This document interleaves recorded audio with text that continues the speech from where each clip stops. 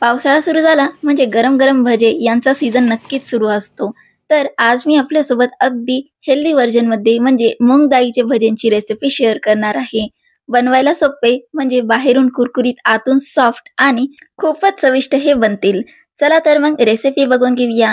तर यासाठी मी इथे 1 कप मुगाची डाळ इथे 4 ते 5 तासांसाठी अशी भिजवून घेतलेली होती. हे जो माप आहे 1 कप मुगाचा डाळीचा, हा 3 ते 4 व्यक्तींसाठी पुरेसा आहे.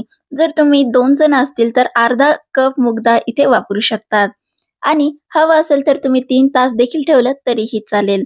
आता या डाळीतलं पाणी आपण काढून घेऊयात आणि याला चाळणीवरती असं स्ट्रेन करून घेऊयात.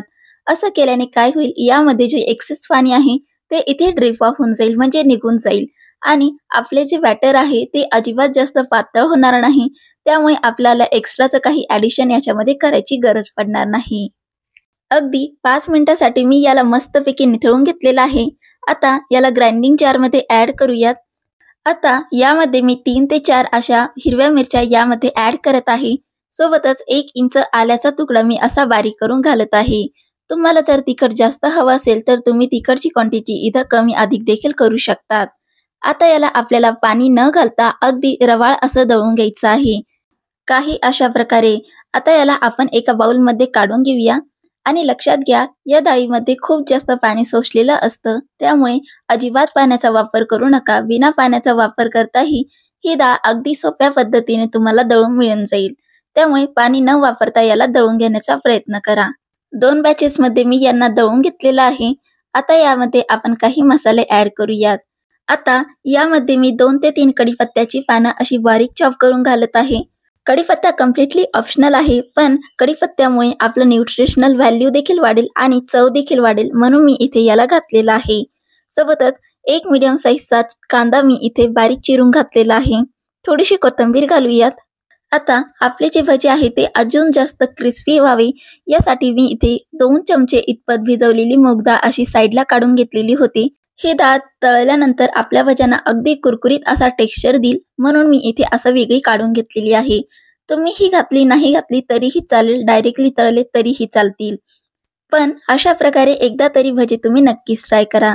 यासोबतच इथे 1 छोटा चमचा लाल तिखट घालूया. सोबतच अगदी छोटा चमचा इतपत मी इथं हळदी पावडर घातलेला आहे आणि अर्धा चमचा इतपत धनेपूड घातलेली आहे. सोबतच चवीनुसार मीठ घालूयात. आता यामध्ये आपण अजिबात सोडा वगैरे काहीही घालणार नाही आहोत. त्यामुळे हे क्रिस्पी करण्यासाठी मी इथे अगदी गरम तेलाचा 2 ते 3 चम्मच इथे घालत आहे. यामुळे आपले जे भजे आहे ते अगदी क्रिस्पी आणि कुरकुरीत बनतील विदाऊट एनी सोडा वापरता. आता इथे मी 3 चमचे इतपत गरम तेलाचं मोहन इथं घातलेलं आहे. आता या सर्व जिन्नसांना आपल्याला मस्तपैकी असं फेटून घ्यायचं आहे. बघू शकतात, पाणी अजिबात नाही घातलंय तरी सुद्धा आपलं जे बॅटर आहे ते व्यवस्थित असं दळल्या गेलेलं आहे. जर हे बॅटर तुमच्याकडून खूप जास्त असं पातळ झालेलं असेल तर यामध्ये तुम्ही कुरकुरीत करण्यासाठी यामध्ये 2 ते 3 चमचे तांदळाचं पीठही देखील घालू शकतात किंवा बेसनाचं पीठ देखील घातलं तरीही चालेल. फक्त बेसन घातल्याने हे अजिबात कुरकुरीत होणार नाही, पण तांदळाच्या पिठाने हे मात्र मस्त कुरकुरीत बनतील.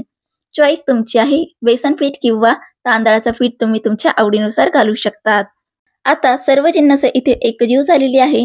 चला तर मग भजी तळून घेऊयात.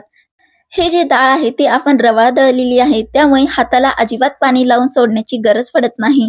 खूप इझिली हे आपल्याला तेलामध्ये सोडता येतात आणि सोडताना तेलाचं टेम्परेचर हे मस्तपैकी गरम असायला हवं. खूप जास्त गरमही नाही आणि थंडही नाही.